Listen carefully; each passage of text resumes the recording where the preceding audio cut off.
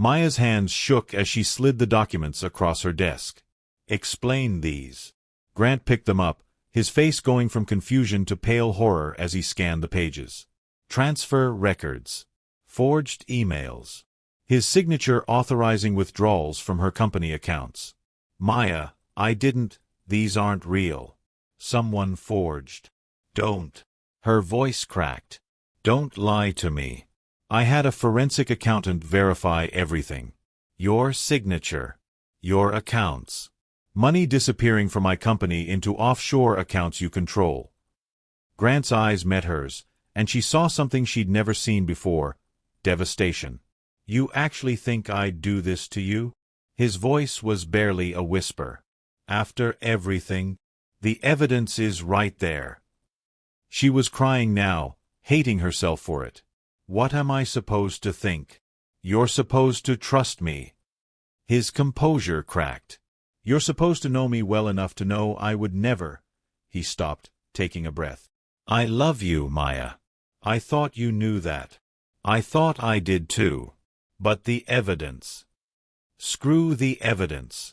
I'm asking you, do you, in your heart, believe I'd steal from you? Sabotage you?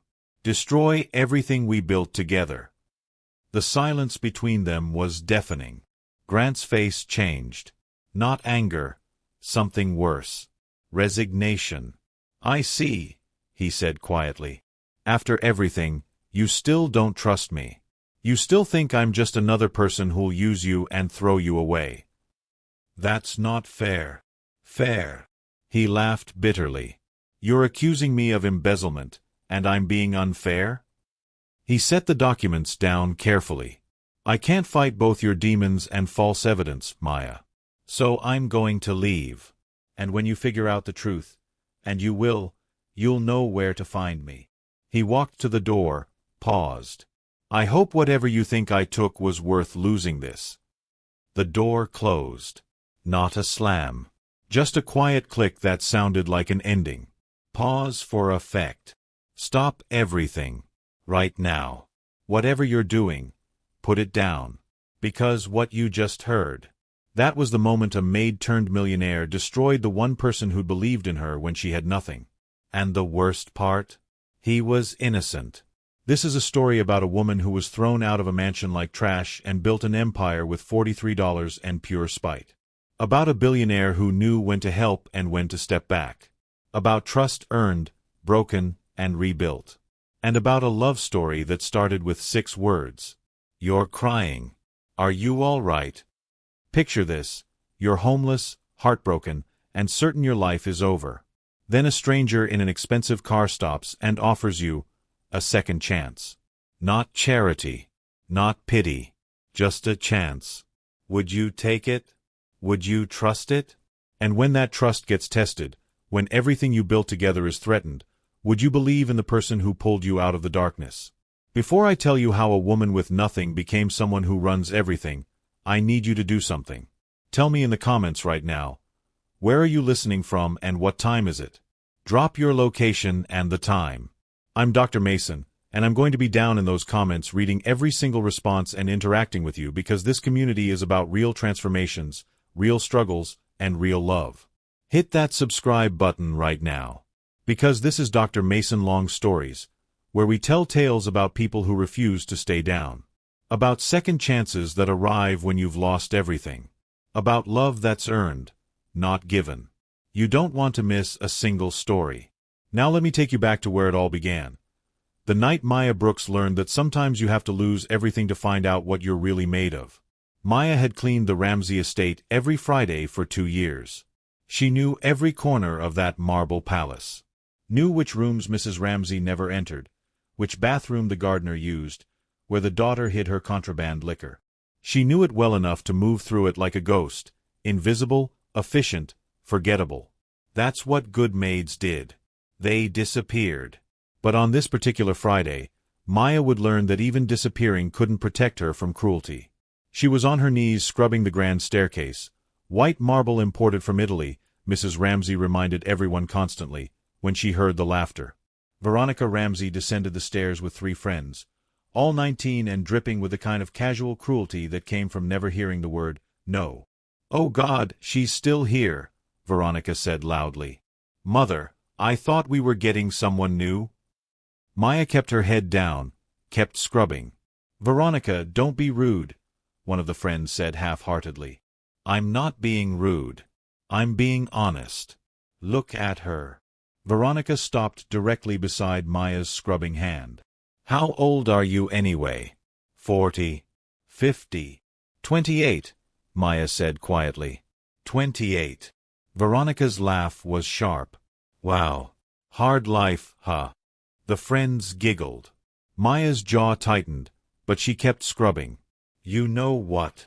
Veronica bent down, her Chanel perfume overwhelming. "I'm going to do you a favor. I'm going to show you how it feels to actually work hard." She kicked the bucket of dirty mop water. It cascaded down the stairs, splashing onto Maya's jeans, her shirt, her face. The chemical smell mixed with old grime made her gag. "Oops." Veronica smiled. "Clumsy me." Maya stood slowly, water dripping from her clothes, and for one moment, one dangerous moment, she imagined grabbing that perfectly highlighted hair and, "What is happening here?" Mrs. Ramsey's voice echoed through the foyer like a thunderclap. Maya turned, dripping and humiliated, to face her employer. "Mrs. Ramsey, your daughter. I can see what happened." The woman's face was red with fury. "Look at this mess. Do you know what this marble costs? Do you have any idea?" "But I didn't." Excuses. Always excuses. Mrs. Ramsey pulled out her phone. "I'm calling the service. This is unacceptable." "Mom," Veronica said sweetly, "she's been careless all day. I was just coming to tell you." The lie was so smooth, so practiced, that Maya actually felt impressed for a second before the horror set in. "Mrs. Ramsey, that's not true. She kicked the bucket, I didn't." "Enough." The woman held up a manicured hand. "I will not have you accusing my daughter to cover your own incompetence. You're done here. Leave your key on the table." Maya's stomach dropped. "Please, I need this job." "Then you should have done it properly. And since you've damaged my property with your carelessness, don't expect payment for today. In fact, I should charge you for the cleaning service I'll need to hire to fix this." "You're not going to pay me?" Maya heard her voice rising. "I've worked 8 hours today. And created 8 hours of additional work for someone competent. Be grateful I'm not pursuing legal action. Now leave before I call security." Veronica stood behind her mother, smiling. Maya wanted to scream, wanted to explain, wanted to fight. But she was tired. So tired. She'd been working 3 houses a day, 6 days a week, for 2 years. Living in a rented room in the Ramseys' staff quarters because it was cheaper than an apartment. Eating whatever the families left behind because groceries were expensive. And now, because a spoiled teenager wanted entertainment, she had nothing. "Fine," Maya said quietly. "But you know what happened here. You know the truth." "The truth," Mrs. Ramsey said coldly, "is that you're a careless employee who damaged valuable property. That's what I'll tell anyone who asks for a reference. Now get out." Maya walked to the staff entrance, because even while being fired, she wasn't allowed to use the front door, and grabbed her small bag of belongings. Behind her, she heard Veronica giggle. "God, Mom, you're so dramatic. It was just water." "Veronica, don't be cruel. That poor woman just lost her job. She'll find another one. They always do." Maya stepped out into the October evening, and the door locked behind her with a decisive click.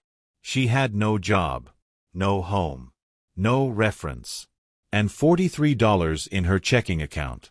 She started walking. The wealthy neighborhood looked different at dusk. Warm lights glowed in every window. She could see families gathering for dinner, kids doing homework at kitchen islands, parents cooking together, the comfortable chaos of lives that felt secure.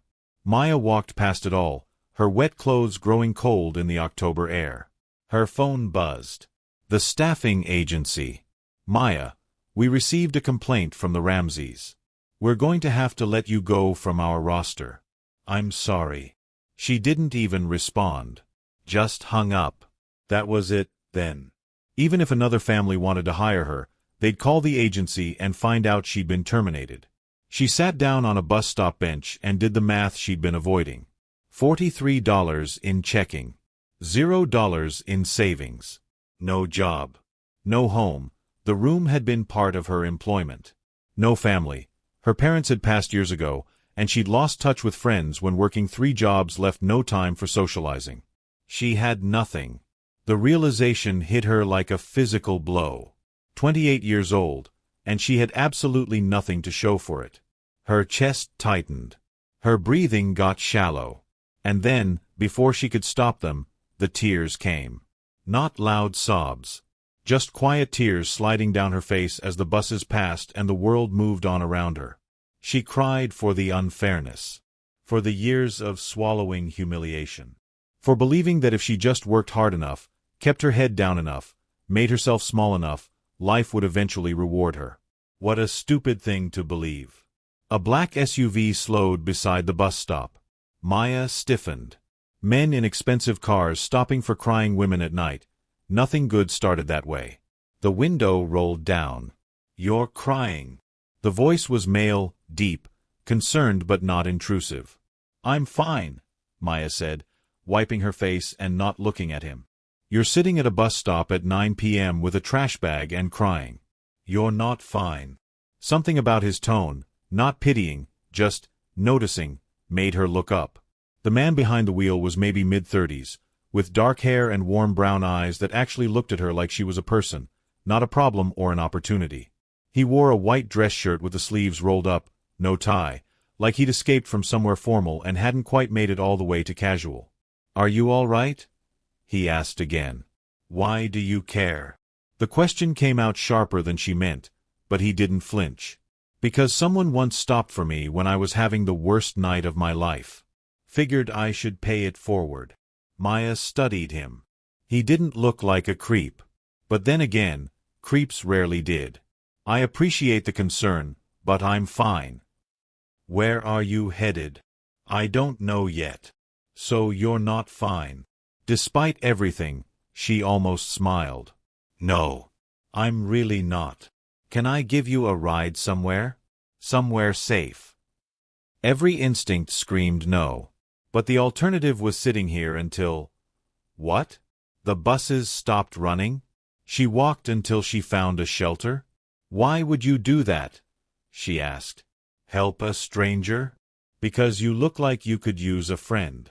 And because I'm heading into the city anyway. He paused. My name is Grant Ellison. I promise I'm not a serial killer. That's exactly what a serial killer would say. He laughed. Genuine, surprised. Fair point. Would it help if I told you I cry during dog food commercials and once got a parking ticket because I stopped to help a turtle cross the road? That was so specific and ridiculous that Maya felt her defenses crack slightly. You helped a turtle? He was really struggling. Had places to be. Who was I to judge? This time she did smile. Small but real. I'm Maya. Hi, Maya. Can I buy you dinner? You can tell me why you're out here, or we can sit in silence and eat pie. Your choice. Why pie specifically? Because pie makes everything slightly less terrible. Scientific fact. Maya looked at this stranger with his terrible jokes and kind eyes and made a choice she'd either regret or remember forever. Okay, dinner. But if you try anything, you'll kick me where it counts and take my wallet. I know. Fair terms. She got in the car. Grant didn't take her to some expensive restaurant where she'd feel out of place. He took her to a 24-hour diner that smelled like coffee and possibility. They slid into a booth near the back, and Maya felt herself relax slightly. This was normal. Familiar. She'd cleaned enough diners to know they were judgment-free zones. Order anything you want, Grant said, handing her a menu. I can't. I don't have money to. My treat. Seriously. Order. The waitress appeared, Betty, according to her name tag, with a pot of coffee and a knowing smile. "You two on a date?" "No," they said simultaneously, then looked at each other awkwardly. Betty laughed. "Sure you're not. What'll it be?" Maya ordered a burger and fries. Grant ordered the same, plus pie. "So," Grant said after Betty left, "you don't have to tell me anything you don't want to. But I'm a good listener if you need one." Maya wrapped her hands around her coffee mug, letting the warmth seep into her cold fingers. "I got fired today. Lost my housing too. And my staffing agency dropped me. So I'm basically starting from zero with $43 to my name." She said it flatly, waiting for pity or judgment. Grant's expression didn't change. What happened? And somehow, his calm invitation made her tell him everything. The Ramseys, Veronica's cruelty, the bucket of water, the accusation, the firing. Grant listened without interrupting, his jaw tightening slightly as she described the humiliation. "That's not just unfair," he said when she finished. "That's illegal. Refusing to pay you for hours worked? You could sue. With what money? What lawyer? And even if I could, they'd destroy me. People like the Ramseys always do. People like the Ramseys only win when good people let them." Grant leaned forward. "You deserve better than this, Maya. Deserve and get are two different things. They don't have to be." The burgers arrived. They ate in comfortable silence for a few minutes. "What do you do?" Maya asked. "When you're not rescuing crying strangers?" "Real estate and investment. Boring stuff. Boring profitable stuff, judging by the car." He smiled. "It pays the bills. And you really stopped to help a turtle?" "I really did." The parking enforcement officer was not impressed by my explanation, but the turtle made it safely to the pond, so I stand by my choices. Maya found herself laughing, actually laughing, for the first time all day. "You're weird. I prefer charmingly eccentric. Definitely weird." They talked for another hour. About nothing and everything. Books they'd read, places they'd like to travel, the strange comfort of diners at night. Grant told her about growing up poor, building his business from nothing, the loneliness that came with success. Maya told him about losing her parents young, the endless hustle of survival, the invisibility that came with service work. Their knees touched under the table, accidental at first, then neither moved away. When Betty brought the check, Grant paid in cash and left a generous tip. "Thank you," Maya said as they walked back to his car. "For dinner. For listening. For not being a serial killer. The night's still young. I could still be plotting. Terrible timing for a murder. I just ate." He laughed. "Fair point. Where can I drop you?" The question sobered her. "Right. Reality. There's a women's shelter on." "I know it. I actually donate there. Good people running it." He started the car. "Maya, I want to give you my card. If you need anything, a reference, help finding a job, just someone to talk to, call me." "Okay." "Why are you being so nice to me?" Grant was quiet for a moment. "Because 10 years ago, I was sleeping in my car, trying to build a business with nothing but student loans and audacity. And someone, a complete stranger, gave me a chance. Invested in my company when I had nothing but a pitch and desperation. Changed my entire life. And now you pay it forward by helping people at bus stops? And turtles. Don't forget the turtles." They pulled up to the shelter. It was clean, well-lit, safe. But it was still a shelter. Maya grabbed her trash bag of belongings, suddenly feeling the full weight of her situation. Grant reached across to open her door, and his hand brushed her wrist, warm, steady, grounding. The touch lingered half a second too long. Their eyes met, and Maya felt something she couldn't name. Recognition, maybe. Or just the desperate hope that this stranger might actually be as kind as he seemed. "Thank you," she whispered. "You're going to be okay, Maya. I don't know how yet, but you are. You can't possibly know that. Call it intuition. Or just stubbornness. Either way, I'm right. She got out of the car, then turned back. Grant. Yeah. Why did you really stop? Tell me the truth. He considered her for a moment. Because you were crying in a way that said you were trying very hard not to. And I know what that feels like. And I thought, maybe I could help. Even just a little. Maya nodded, not trusting her voice. Call me, he said. I mean it. She watched his car disappear into the night, holding his business card like a lifeline. And for the first time all day, she didn't feel quite so alone. If you're already feeling Maya's pain and Grant's unexpected kindness, hit that like button right now. And drop a comment. Have you ever had a stranger show you kindness when you needed it most? Tell me your story. Because what Maya does next is going to remind you that rock bottom can be a foundation. The women's shelter was everything Maya expected and worse. Not because it was dirty or dangerous. The staff were kind, the beds were clean, the rules were fair. But because every woman there had a story like hers.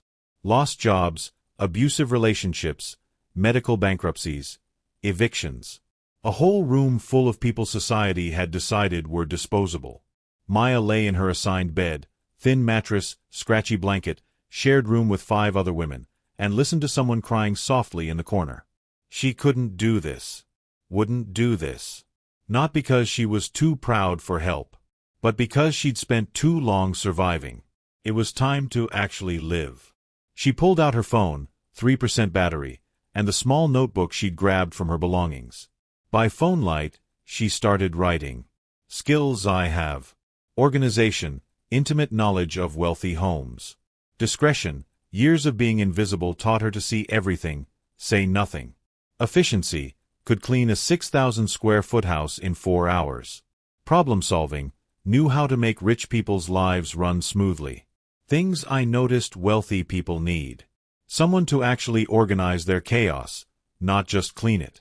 Discretion about their mess, literal and metaphorical. Personalized systems, every family is different.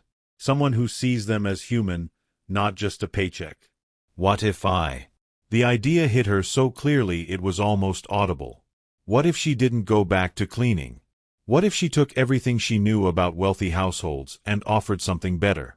Premium lifestyle management. Organizational consulting. Personalized home systems. Not a maid. A specialist. Whatcha writing? Maya looked up. The woman in the next bed, maybe 40 tired eyes, was watching her.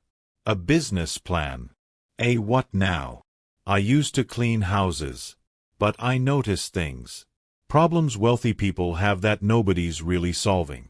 So I'm going to solve them. And charge them properly for it. The woman laughed. Not mocking, just surprised. You're serious. Very. What are you gonna call it? Maya looked at her list, then back at the woman. I don't know yet. But it's going to get me out of here. Everyone says that. I know. But I mean it. So did they. The woman softened. But I hope you're right, honey. God knows one of us should make it out. Maya went back to her notebook, writing faster now. Services. Home organization systems. Custom, not generic. Lifestyle management. Shopping, scheduling, coordination. Event planning. Personal, not corporate.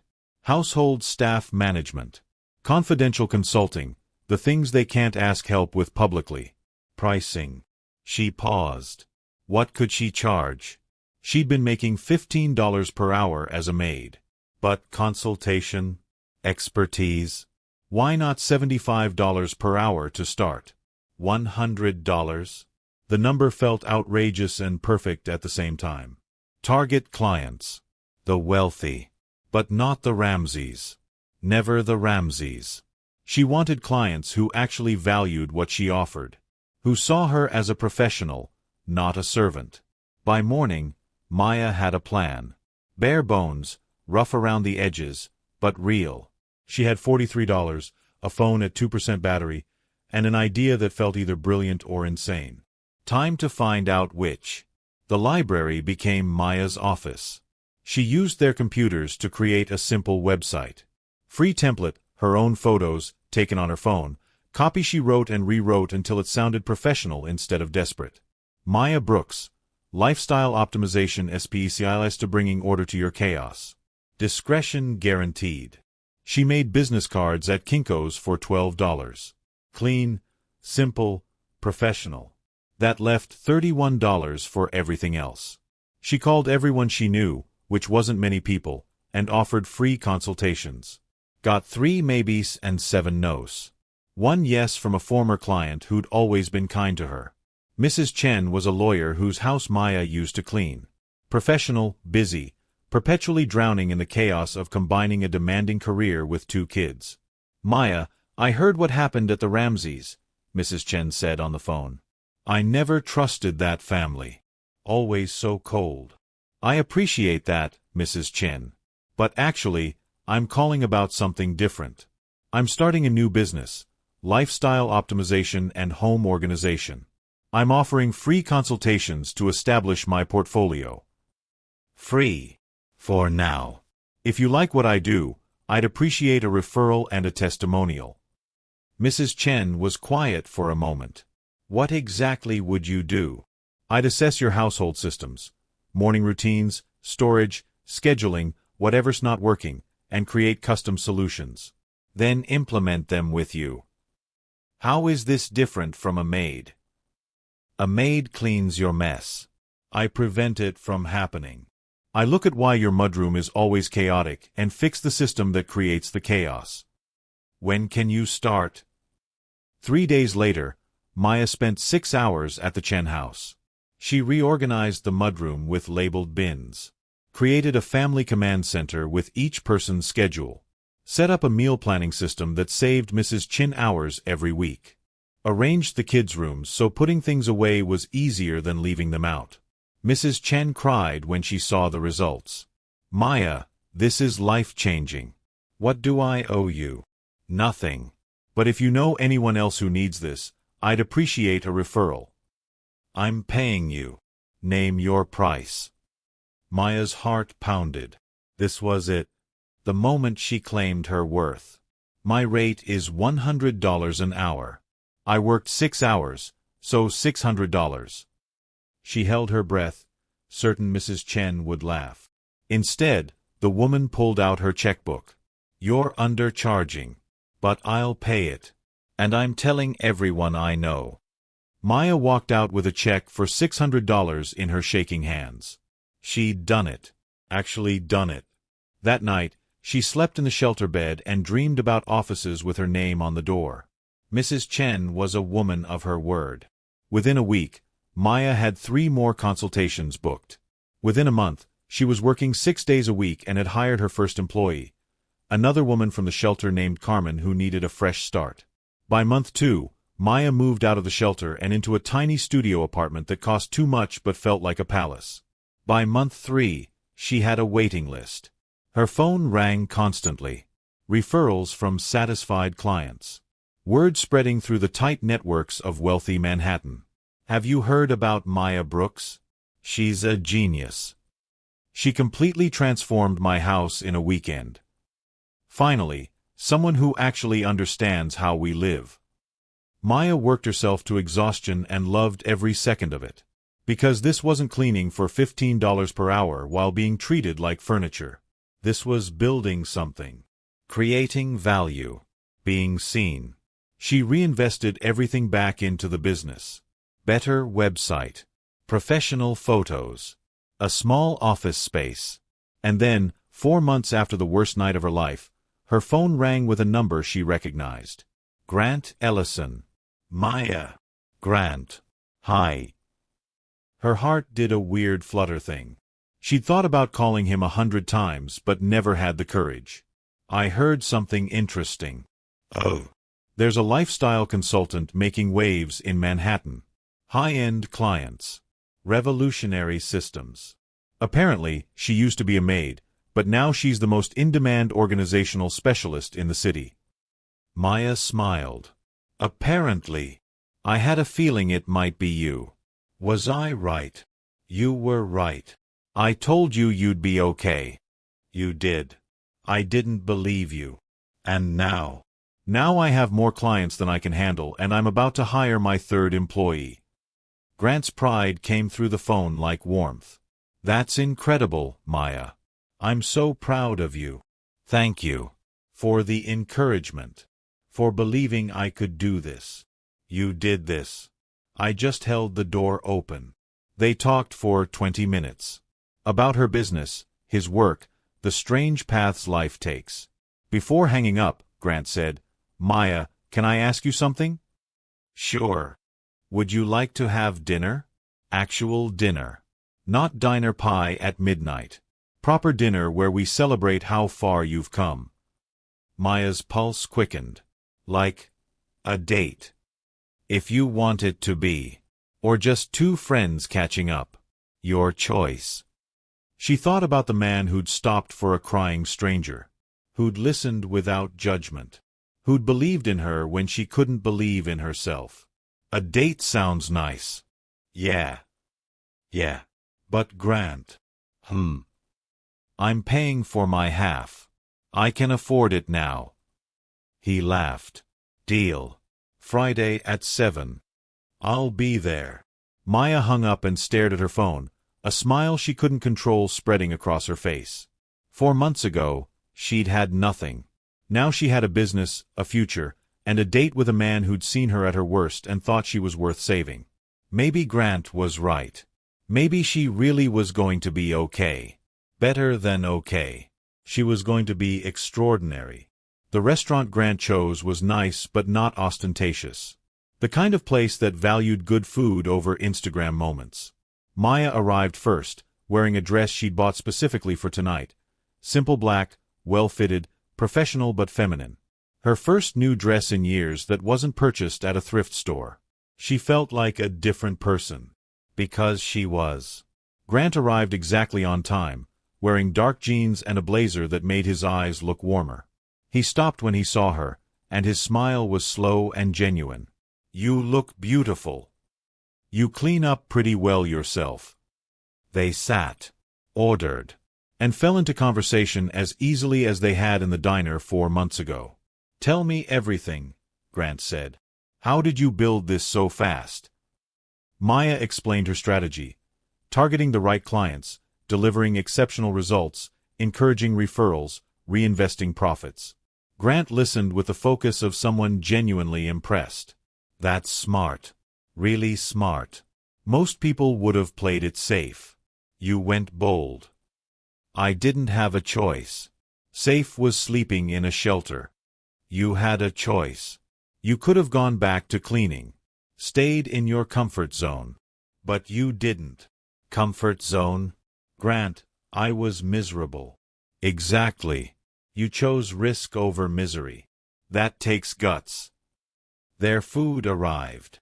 They ate and talked about his business, her expansion plans, the strange loneliness of success. Everyone thinks money fixes everything, Grant said. But it just changes which problems you have. At least your problems come with health insurance. Fair point. He smiled. Maya, I want to ask you something, and I need you to hear it as business, not charity. Okay. I want to invest in your company. Provide capital for expansion, office space, connections. In exchange for 10% equity. Maya set down her fork. You want to invest in me? I want to invest in your business. There's a difference. This isn't about helping you, Maya. This is about recognizing a smart investment when I see one. 10% seems low for what you're offering. You're doing the work. I'm just providing resources. The value is in what you've built, not what I'm contributing. Maya studied him. Why do I feel like you're undervaluing your contribution to make me feel better? Because you're smart. Look, I could negotiate for 30% and probably get it. But I don't want to be the billionaire who takes advantage of a growing business. I want to be the investor who recognized your potential early and helped you scale. And if I say no, then I respect your decision and still think you're brilliant. But Maya, you're at capacity. You're turning away clients. You need more staff, better systems, larger office space. I can provide all of that. She knew he was right. She'd been working 80-hour weeks trying to keep up with demand. What are the terms? They spent the next hour discussing logistics. Grant pulled out his phone, showing her potential office spaces in his building. Talking about hiring strategies, expansion timelines, scaling without losing quality. Their knees touched under the table again. This time definitely not an accident. Maya felt the heat of it, the awareness. Grant. Is this still a date or a business meeting? He looked at her, and his expression shifted from professional to something warmer. Can't it be both? That's complicated. I excel at complicated. What if it doesn't work out? The business or us? Then we handle it like adults. But Maya, I'm not in the habit of mixing business and pleasure recklessly. If this, he gestured between them, is going to be something, we set boundaries. Keep the professional professional. But after hours. After hours? He reached across the table, his fingers brushing hers. After hours, I'd really like to kiss you. But only if you want me to. Maya's breath caught. The asking, the consent woven into the desire, made her want him more. I want you to. Grant paid the check despite her protests. They walked outside into the cool night air. He turned to her on the sidewalk, city lights painting them both in gold. Maya Brooks, he said softly, you are the most remarkable person I've ever met. You barely know me. I know enough. I know you took $43 and turned it into an empire. I know you're kind even after people were cruel to you. I know you laugh at my terrible jokes and call me out when I'm being too careful. He stepped closer.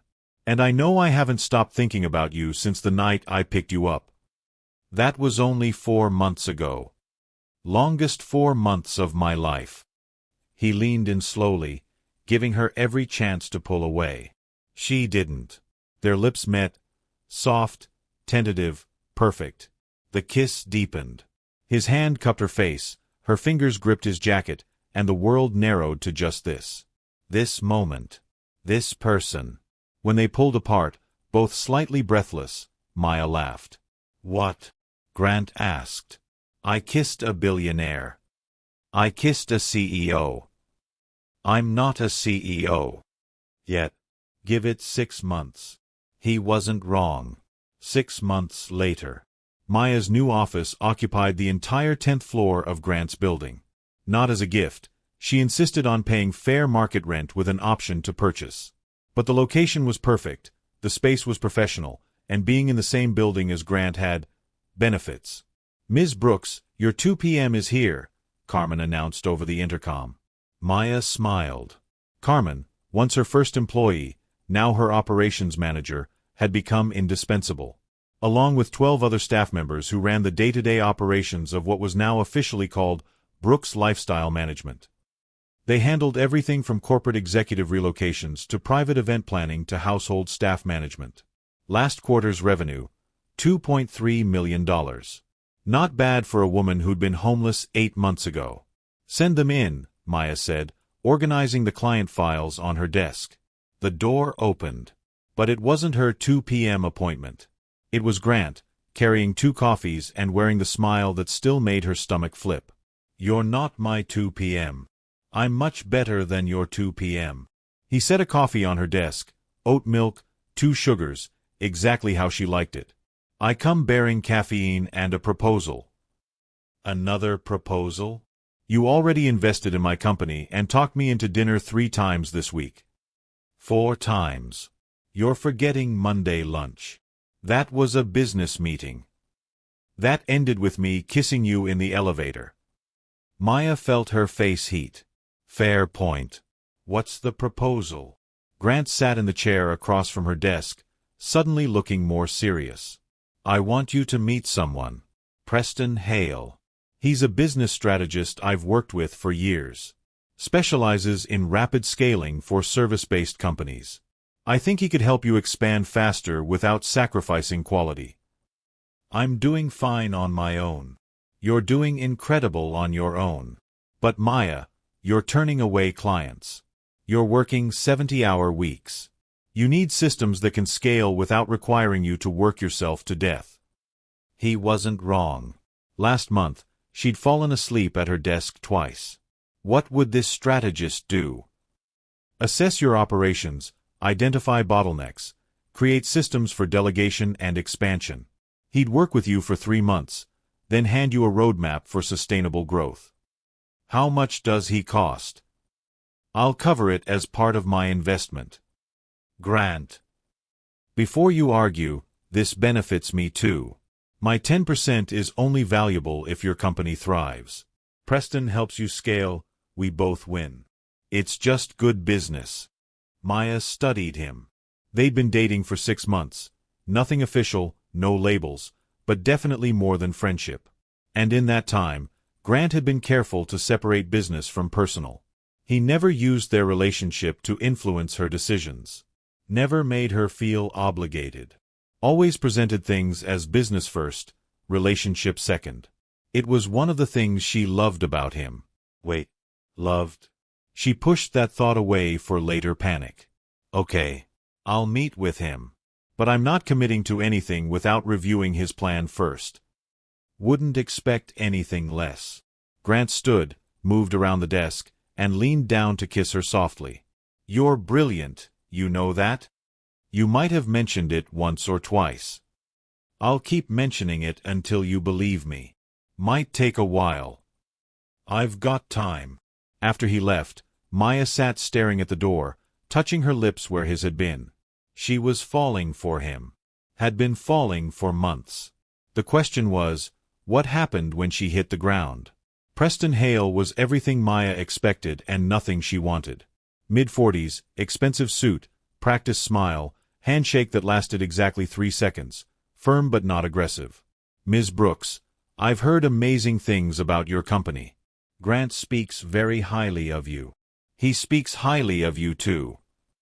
Grant's a smart investor. He knows talent when he sees it. Preston opened his laptop. I've reviewed your financials, client retention rates, and operational structure. You've built something remarkable in a very short time. Thank you. But you're at a critical juncture. You can either maintain your current size and risk burnout, or you can scale strategically and build something that outlasts you. For the next hour, Preston laid out a vision that was both exciting and overwhelming. Expansion into 5 new cities. Franchising opportunities. Corporate partnerships. A pathway to a $50 million valuation within 3 years. What would you need from me? Maya asked. Access to your systems, your financials, your client contracts. I'll need to embed myself in your operations for 60 days to understand the DNA of what makes Brooks Lifestyle Management successful. Then I'll create a scalable model. And your fee? Grant's covering it. But if you'd prefer to discuss an equity stake instead, I'm open to that conversation. Something about the way he said it made Maya uncomfortable. Like he was already measuring her company for a takeover. Let's start with the consulting arrangement Grant proposed. Smart. Never give away equity unless you have to. Preston smiled. I think we're going to work very well together, Maya. She wished she felt the same certainty. Over the next 2 months, Preston became a fixture in the office. He was professional, efficient, and undeniably brilliant. His systems actually worked. Client onboarding became smoother, delegation improved, profitability increased. Maya found herself trusting him with more and more of the business operations. Grant was thrilled. See, I told you Preston was good. They were having dinner at Maya's apartment, an upgrade from her studio to a modest 1-bedroom in a neighborhood that didn't make her nervous at night. He is good, Maya admitted. Almost too good. Sometimes I feel like he knows my business better than I do. That's his job. He gets inside the operations and optimizes them. I know. It just feels, I don't know, invasive. Grant set down his wine glass. Do you trust him? I don't know him well enough to trust him. Do you trust me? Of course. Then trust my judgment. I've worked with Preston for 5 years. He's never steered me wrong. Maya wanted to believe him. And for a while, everything seemed fine. Preston's systems worked. The company grew. Revenue increased. And then the money started disappearing. It started small. A client mentioned being charged twice for services. Maya checked. Sure enough, duplicate charge. She refunded it, assuming it was a billing error. Then another client called. Unauthorized charges on their account. Then another. Maya pulled the financial reports. Something was off. Money moving in ways that didn't match her records. She called her accountant. Maya, I need to show you something. The accountant, a meticulous woman named Diane, spread documents across Maya's desk. Someone's been creating ghost invoices, charging clients for services never rendered, then redirecting the funds through shell accounts. Maya's stomach dropped. How much? So far? About $180,000. What? How did I not notice? Because whoever did this knew your systems intimately. They timed the withdrawals to coincide with legitimate revenue increases, so the overall numbers still looked healthy. But Maya, this is sophisticated fraud. Who has access to our billing system? Diane's expression turned grim. You, Carmen, your finance manager, and Preston Hale. You gave him full system access for his analysis. Preston wouldn't. He works for Grant. Grant trusts him. Maybe. But Maya, look at these transfer records. Diane pulled up a series of emails. Maya's breath caught. They were from Grant's email address. Authorizing transfers. Approving the shell account creation. Signing off on the fraudulent invoices. No. No, Grant wouldn't do this. I'm sorry, Maya. But the digital trail leads directly to him. His signature, his email, his authorization codes. Maya felt like the floor was dropping out from under her. Grant. The man she loved. The man who'd invested in her, believed in her, kissed her like she was precious. Stealing from her? I need copies of everything, she said, her voice hollow. Maya, you should call the police. Not yet. I need to talk to him first. Diane looked worried but nodded. Be careful. If he did this, confronting him alone.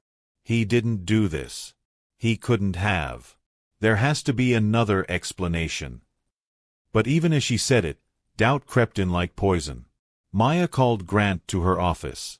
She didn't tell him why. Just asked him to come after hours when the staff was gone. He arrived at 7 p.m., concerned. Maya, what's wrong? You sounded upset. She slid the documents across her desk. Explain these. She watched his face as he read. Confusion. Then shock. Then something that looked like horror. Maya, I didn't. These aren't real. Someone forged. Don't. Her voice cracked. Don't lie to me. I had a forensic accountant verify everything. Your signature. Your accounts. Money disappearing from my company into offshore accounts you control. Grant's eyes met hers, and she saw something she'd never seen before. Devastation. You actually think I'd do this to you? His voice was barely a whisper. After everything, the evidence is right there. She was crying now, hating herself for it. What am I supposed to think? You're supposed to trust me. His composure cracked. You're supposed to know me well enough to know I would never. He stopped, taking a breath. I love you, Maya. I thought you knew that. The words she'd wanted to hear for months now felt like weapons. I thought I did too. But the evidence. Screw the evidence. I'm asking you, do you, in your heart, believe I'd steal from you? Sabotage you? Destroy everything we built together? The silence between them was deafening. Maya wanted to say no. Wanted to believe in him. But the documents were right there, and she'd been betrayed too many times to ignore proof. Grant's face changed. Not anger. Something worse. Resignation. "I see," he said quietly. "After everything, you still don't trust me. You still think I'm just another person who'll use you and throw you away. That's not fair." "Fair?" He laughed bitterly. "You're accusing me of embezzlement, and I'm being unfair?" He set the documents down carefully. "I can't fight both your demons and false evidence, Maya. So I'm going to leave. And when you figure out the truth, and you will, you'll know where to find me." He walked to the door, paused. "I hope whatever you think I took was worth losing this." The door closed. Not a slam. Just a quiet click that sounded like an ending. Maya sat in her office, surrounded by evidence of Grant's betrayal and her own success, and felt more alone than she had sleeping in a shelter. If you're heartbroken right now, good. You should be. Hit that like button and drop a comment. Have you ever accused someone of something and been wrong? Because what Maya's about to discover will make her wish she'd trusted her heart instead of the evidence. Keep watching. Maya threw herself into work. 18-hour days. No breaks. No sleep. Just the grinding focus of someone trying to outrun their own heart. She didn't call Grant. Didn't reach out. Just kept moving forward because stopping meant feeling, and feeling meant breaking. Preston was supportive. Too supportive. "I can't believe Grant would do this to you," he said, shaking his head. "After everything you've been through. I don't want to talk about it." "Of course. But Maya, you should know, I found more irregularities. It goes deeper than we thought." "How deep?" "I'm still investigating. But I wanted you to know I'm here. Whatever you need." Something about his tone felt off. But Maya was too tired and heartbroken to analyze it. Until Carmen knocked on her door one afternoon, looking nervous. "Maya, can we talk?" "Privately." "Sure. What's up?" Carmen closed the door, sat down, and said the words that changed everything. "I think Preston is lying to you." "What are you talking about?" Maya asked. Carmen pulled out her laptop. "I've been feeling weird about Preston for weeks. The way he's always around, always asking questions, always in our systems. So I started checking things myself." "Checking what?" "The metadata on those emails you showed me. The ones supposedly from Grant." Maya's heart started pounding. "And they were sent from inside our network. From Preston's login credentials. Someone created them to look like they came from Grant's external email, but the digital signature is all wrong." "Preston forged them?" "More than that." Carmen pulled up more files. "I found video footage from our security cameras. Preston accessing Grant's accounts using credentials he shouldn't have. Creating those shell companies. Doctoring the financial reports." Maya felt like she couldn't breathe. "Why would he do this?" "I think he's been planning to tank your company and rebuild it under his own name. He's been positioning himself to acquire Brooks Lifestyle Management at bankruptcy prices. You were supposed to fail, Maya. And Grant was supposed to take the blame." The room spun. Everything she'd said to Grant. The accusations. The doubt. "Oh my God. What have I done? You trusted the wrong person." "But Maya, we can fix this. We have evidence. We can go to the police, prove Grant's innocence, and—" "I have to talk to Grant first." Maya was already grabbing her jacket. "Call Diane. Get her to compile everything. And Carmen." "Yeah. Thank you. For trusting your gut when I couldn't trust mine." Grant's office was in a building Maya had never visited, his personal investment firm, separate from the real estate ventures. His assistant tried to stop her. "Ms. Brooks, Mr. Ellison isn't taking visitors." "He'll see me." "I really don't think." "Tell him I know about Preston. Tell him I know everything. Tell him I was wrong." The assistant's expression softened slightly. She picked up the phone. "Sir, Maya Brooks is here. She says, She says she knows you were right. A pause.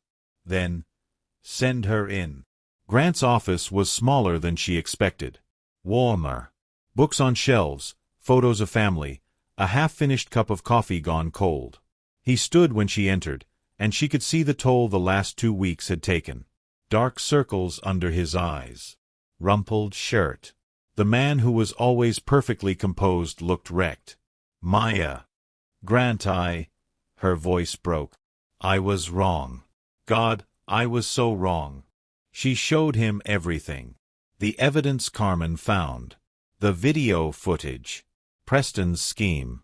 Grant listened without interrupting, his jaw tightening with each revelation. He framed me, he said finally. Yes. And you believed it. I'm sorry. I'm so sorry. Maya. He stood, keeping distance between them. Do you understand what you did? You looked me in the eye and believed I'd betray you. After everything. I know. You destroyed me. Do you understand that? The woman I love thought I was capable of. He stopped, taking a breath. I can't go through this again. The doubt, the suspicion, the waiting for you to decide I'm not worthy of trust. I don't expect you to forgive me. But Grant, please, let me make this right. Preston needs to face consequences.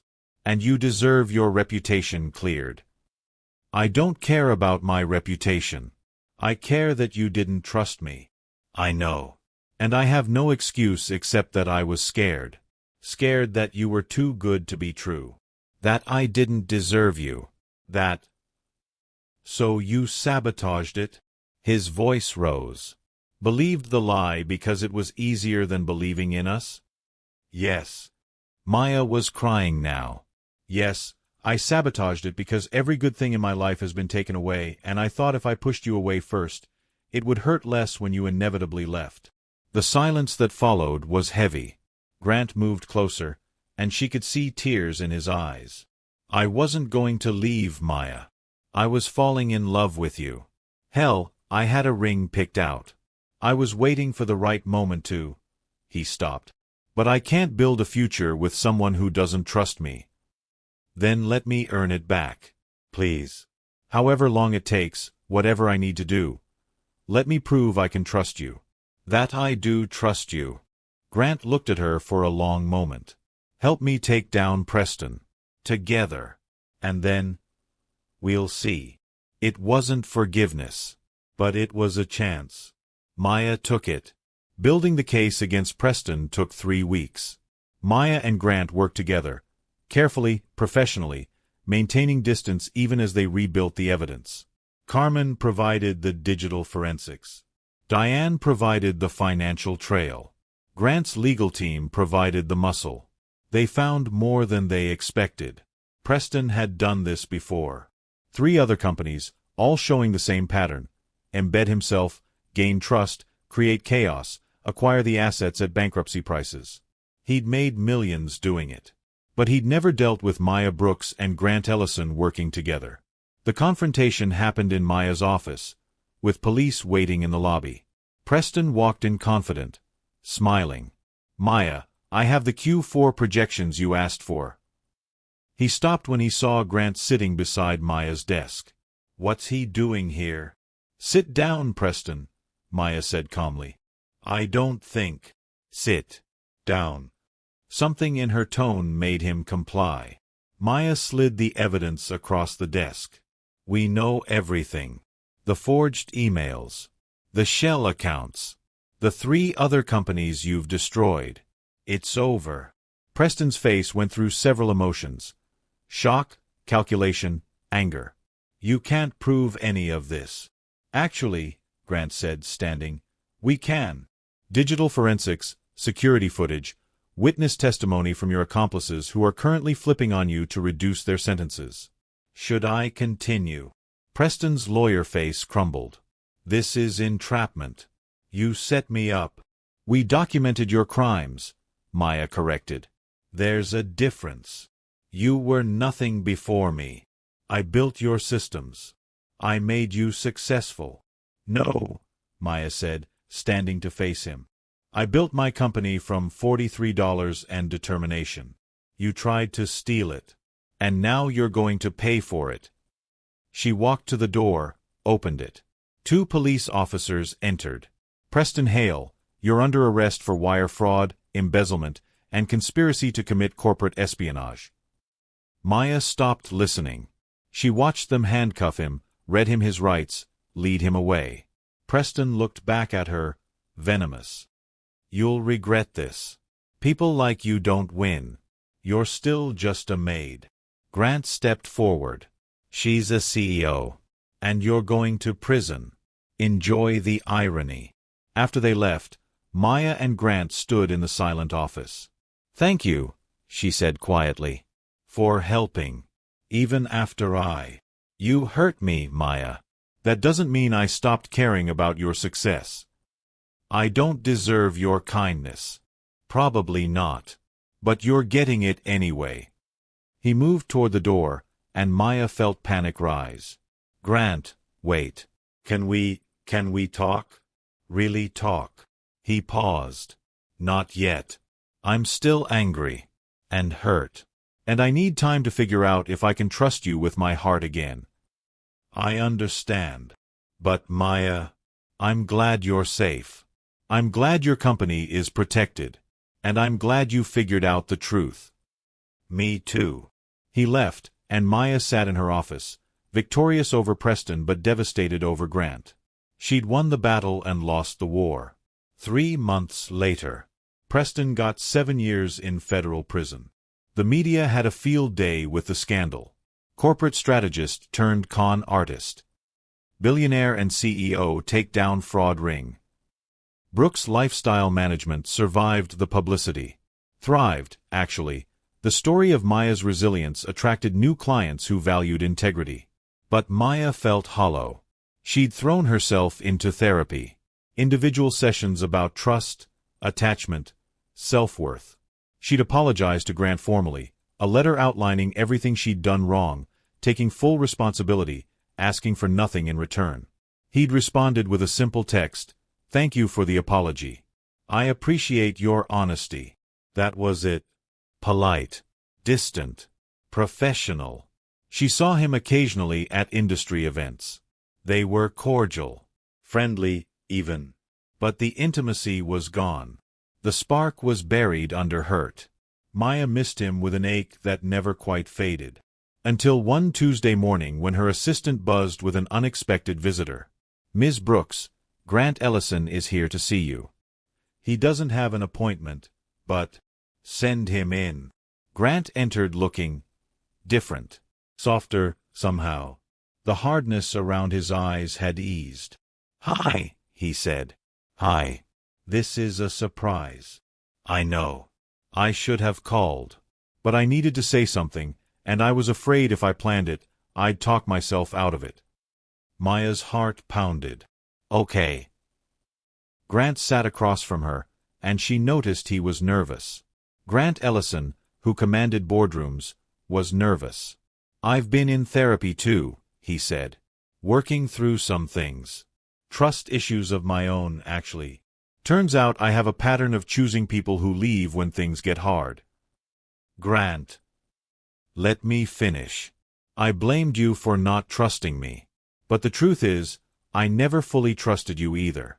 I was always waiting for you to decide I wasn't worth the trouble. So when you accused me, part of me thought, here it is. The inevitable ending. That's not fair to either of us."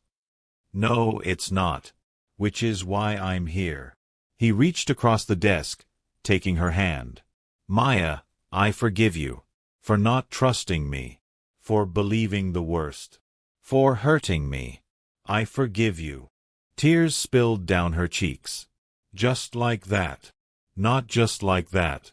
It took 3 months of therapy and a lot of work. But yes, I forgive you. Because holding on to anger was keeping me from the person I want to be. And from the person I want to be with. Grant, I don't expect. I'm not done. Maya Brooks, you are the most resilient, brilliant, infuriating person I've ever met. You challenge me. You frustrate me. You make me want to be better. And I love you. I'm in love with you. And if you're willing to work on this with me, really work, with honesty and therapy and probably a lot of uncomfortable conversations, I'd like to try again. Maya couldn't speak, could only nod through tears. Grant smiled, that warm, genuine smile she'd missed so much. Is that a yes? That's a, I love you too and I'm terrified but I want to try. I'll take it. He stood, moved around the desk, and pulled her into his arms. The kiss was different this time. Not tentative or exploratory, but certain, grounded, real. I'm still mad at you sometimes, he whispered against her hair. That's fair. I'm still mad at myself. And this is going to be hard. Rebuilding trust. I know. But Maya, you're worth it. We're worth it. She pulled back to look at him. Promise me something. Anything. Promise we'll keep talking. Even when it's hard. Especially when it's hard. I promise. And you promise to trust me, even when your fear says not to. I promise. I'll probably fail sometimes. Then we'll work through it. Together. Together, Maya repeated, and the word felt like a vow. 1 year later. Grant took her back to the diner. Same booth. Same menu. Same Betty serving them with a knowing smile. You two finally figure it out? Betty asked, pouring coffee. We're working on it, Maya said. About time. You've been my best entertainment for 2 years. After Betty left, Grant reached across the table, taking Maya's hands. This place is where I first really talked to you. Where I learned you were brilliant and stubborn and kind. Where I started falling for you. Grant, if you're getting sentimental about a diner. Sure. I'm having a moment. He smiled.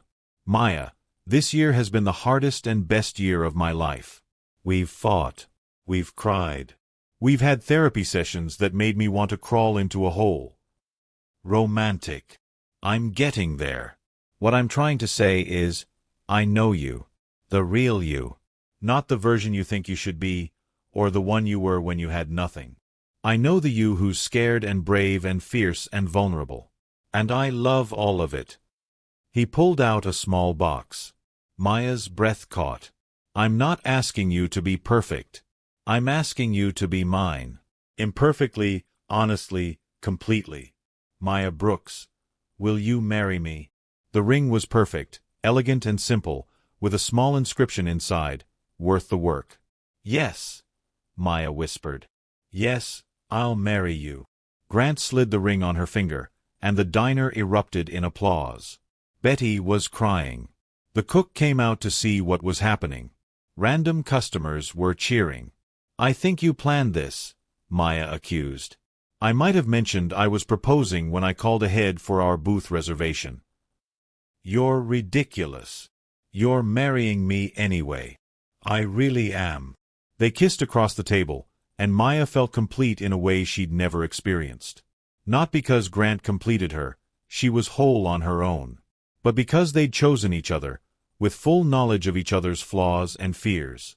And that was better than any fairy tale. 5 years later.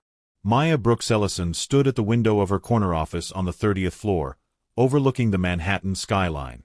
Brooks Lifestyle Management now operated in 12 cities with 200 employees. Annual revenue, $50 million. Industry reputation, gold standard. But the numbers weren't what made her proud. She'd created a company culture that valued people over profit. Hired women from shelters, gave them training and opportunity. Partnered with nonprofits to provide services to those who couldn't afford them. Success with purpose. That was the goal. Ms. Brooks Ellison? Her assistant, the assistant she actually had now, knocked. Your 3 p.m. is here. Send her in. The woman who entered was maybe 25, wearing a dress that was nice but not expensive, carrying herself with the careful confidence of someone trying to make a good impression. She looked familiar. Thank you for seeing me, the woman said. I know you're busy. I'm Veronica. Veronica Ramsey. Maya's stomach dropped. The spoiled teenager who'd poured mop water on her. The catalyst for the worst and best night of her life. But this Veronica looked different. Humbled. Nervous. "I remember you," Maya said carefully. "Please, sit." Veronica sat, clutching her portfolio like a lifeline. "I don't expect you to help me, or even listen to me. But I needed to try." She took a breath. "I lost my trust fund 2 years ago. Turns out my father made some bad investments, and my mother's spending caught up with them. I've been working retail, trying to make rent, learning what real life actually costs." "I'm sorry to hear that." "Don't be. I deserved it. Ms. Brooks, I was awful to you. Cruel for no reason except that I could be. And I've thought about it every day since." "Why?" "Because I realized I could have been you. Could still be you. One bad break, one lost job, and suddenly you're the person everyone looks through instead of at." Veronica's eyes filled with tears. "I'm so sorry. For what I did. For who I was. I don't expect forgiveness, but I needed you to know." Maya studied her. This was the person who'd humiliated her, cost her her job, sent her into homelessness. She could enjoy this. Could relish the karma. But Maya had learned that revenge was empty. Grace was power. "Veronica, why are you here?" "Really? I need a job. I saw your company is hiring for entry-level positions. I have my resume, but I know you probably won't. What skills do you have?" Veronica blinked. "What? Skills? Experience? What can you offer my company?" I'm organized. Detail-oriented. I've been working customer service, so I'm good with difficult people. And I'm willing to learn. To work hard. To prove I'm not who I was." Maya pulled up her hiring portal. "Send me your resume. I'll review it fairly. No special treatment, positive or negative. If you're qualified, you'll get an interview like anyone else." "You'd actually consider hiring me?" "I hire people who are willing to grow. Who've learned from their mistakes. Who understand that where you start doesn't determine where you finish." Maya met her eyes. "But Veronica, if I hire you, you start at the bottom. Entry level. Same pay as everyone else. No shortcuts because of your last name or our history." "I wouldn't want shortcuts. I want to earn it." "Then send the resume. We'll go from there." After Veronica left, Grant appeared in the doorway. They'd been married for 3 years, and he still made her heart skip. "Was that who I think it was?" "Yep. Veronica Ramsey. Asking for a job. Please tell me you're going to make her clean floors." Maya laughed. "I'm going to make her earn her place." "There's a difference." Grant crossed to her, wrapping his arms around her waist. "You're a better person than I am.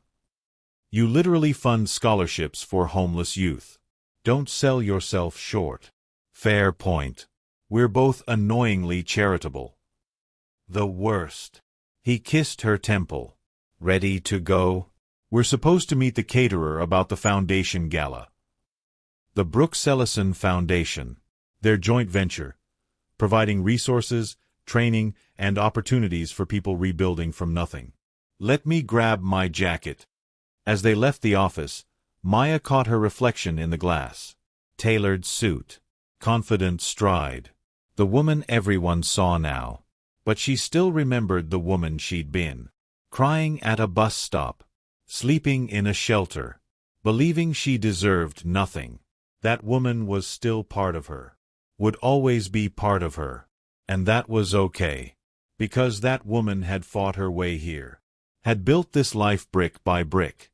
Had learned to trust, to love, to rise. And that was worth remembering. Maya Brooks was thrown out of a mansion like garbage. Today, she owns mansions. But that's not the real story. The real story is about a woman who took $43 in spite and turned it into an empire. Who learned that asking for help isn't weakness, it's wisdom.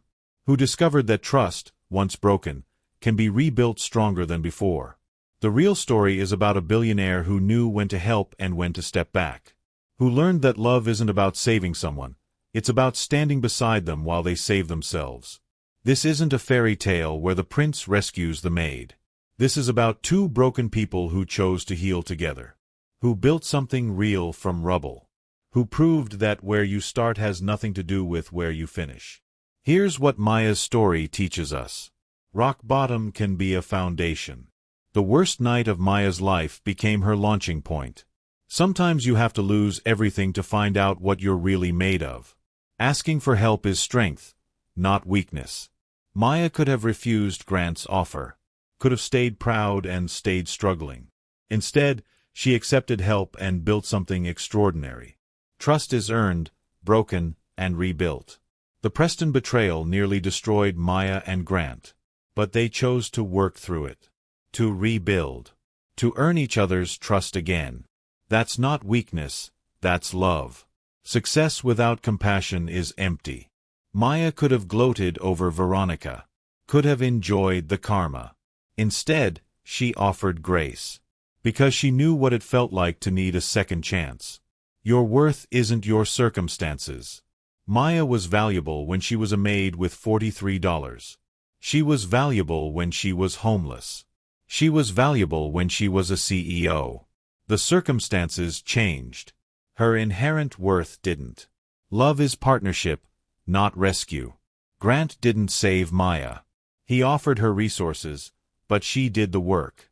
That's what real partnership looks like, not saving, but supporting. Now, before you go, I need something from you.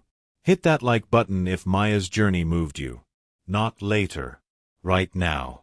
Because stories about resilience need to reach people who've forgotten they're strong. Drop a comment and tell me, what's your $43 moment?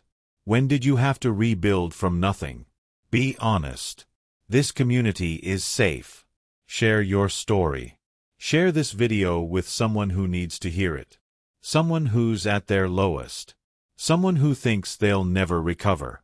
Someone who forgot that rock bottom is just a foundation waiting to be built on. And subscribe to Dr. Mason Long Stories because every week, we tell tales about people who refuse to stay down. About second chances that arrive when you've lost everything. About love that's earned through honesty, work, and choosing each other daily.